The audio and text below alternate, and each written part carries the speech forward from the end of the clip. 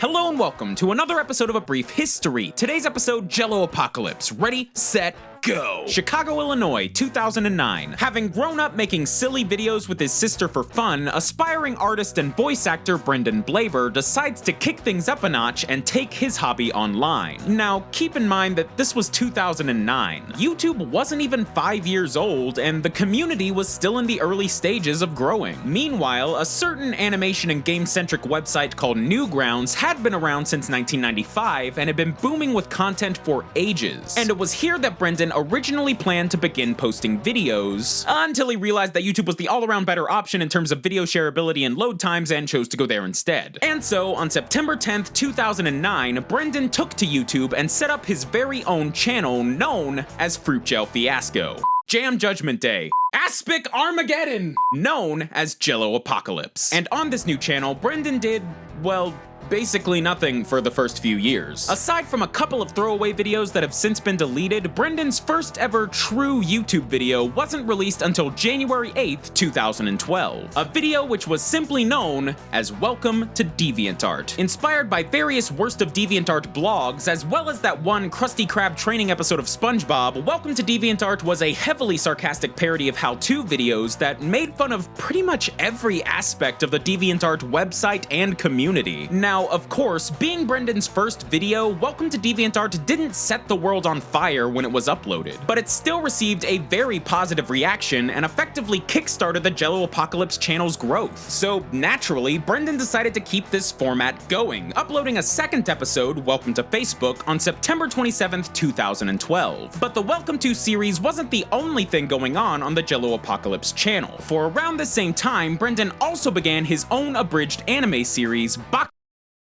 and throughout all of this, the JelloApocalypse channel was steadily starting to grow, amassing just under 900 subscribers by July of 2013. But things for JelloApocalypse were only just getting started, and wow, were they about to get crazy. On August 10th, 2013, Brendan uploaded his third episode of the Welcome to series, all about YouTube. This parody of all things online video quickly took YouTube by storm, seemingly out of nowhere. The video gained over 500,000 views in only 5 days and over 10 million views to this day. Success that Brendan credits to YouTube's video sharing features back in 2013. Back then, if you liked or favorited a video, your subscribers would see said video in your activity feed. And it's possible that what got the ball rolling on the unprecedented success of Welcome to YouTube were larger YouTubers finding and liking the video, widely expanding its reach. So, having struck a pretty major chord with the YouTube community, Brendan's channel suddenly began to grow at a much more rapid rate, jumping all the way to 50,000 subscribers after only 3 weeks. And having seen this influx of new viewers basically begging him to make more Welcome to videos, Brendan obviously obliged. The series quickly became the focus of the JelloApocalypse channel, with Brendan subsequently releasing episodes covering the likes of Tumblr, fanfiction.net, and Kickstarter, plus a few joke episodes about Twitter and Vine, among others. And while this approach only brought JelloApocalypse more and more success, Brendan's motivation to make each episode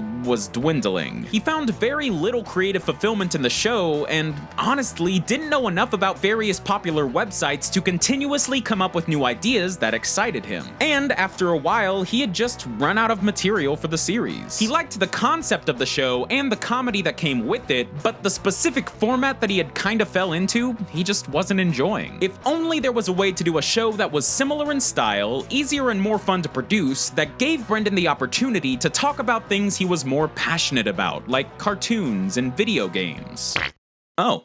That'll work. And so, on March 18th, 2016, Brendan uploaded a new video called So This Is Basically Steven Universe, in which he sloppily explained this cartoon's basic concepts in just the dumbest way possible. Armrest is purple. At its core, So This Is Basically was very similar to the Welcome to format, except Brendan actually had fun making it. And it showed, for the Steven Universe video was a smash hit for the JelloApocalypse channel, boasting over 4.5 million views to today. So much like the Welcome To series before it, Brendan quickly turned So This Is Basically into the new flagship series on JelloApocalypse, with later episodes covering everything from Gravity Falls and Rick and Morty to Overwatch and The Legend of Zelda. But while this new series was performing exceptionally well and clearly becoming the new focus of the channel, Brendan just didn't feel right straight up abandoning the Welcome To series with no explanation. So on December 2nd, 2016, he brought the series to an official close with one last episode all about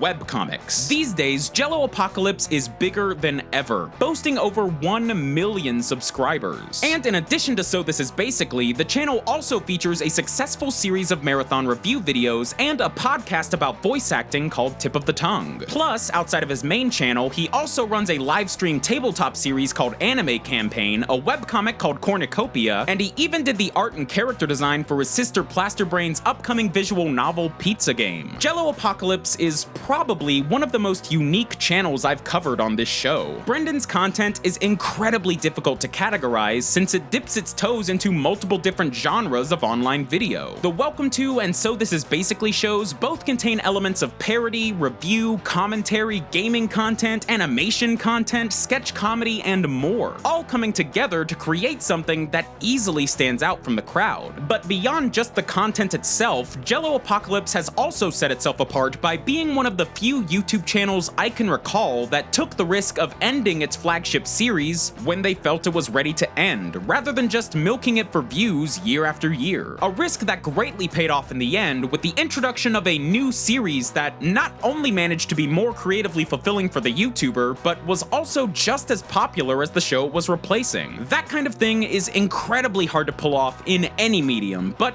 JelloApocalypse managed it. And in a day and age where YouTube seems to be all about chasing trends, JelloApocalypse stands as proof that loving what you make doesn't have to be secondary to making sure you get views. Sure, you can get tons of views making something you don't like making, but even as YouTube becomes bigger and more mainstream, one thing that has never faded is the fact that the best YouTubers have a true, visible passion for what they make. And with the JelloApocalypse channel still going strong, even without the series that got it started, I think it's safe to say that passion and popularity on YouTube are not, nor will they ever be, two separate things. But seriously, he should just make Welcome to Steam. Thanks for watching, guys. DFTBA. Hello, I'm the one who's this. Boy, is it weird to see my old bad drawings dancing across the screen like a reanimated shamble corpse. But seriously though, thank you for watching, and thanks to Ryder for making this video. He was super cool to work with and didn't get mad when I forgot to send him things he needed for several days. You should definitely check out the rest of his videos. And if you like complaining about cartoons for children, then you should come on over to my channel. Have you ever wondered about the intricate plans of every single Scooby-Doo movie villain? These are the things I think about. And as always, DFTBA. Can I just say it normal? Is that fine? Everyone else does like a fun thing. Is that fine? Is that okay? Get out of the booth. Okay.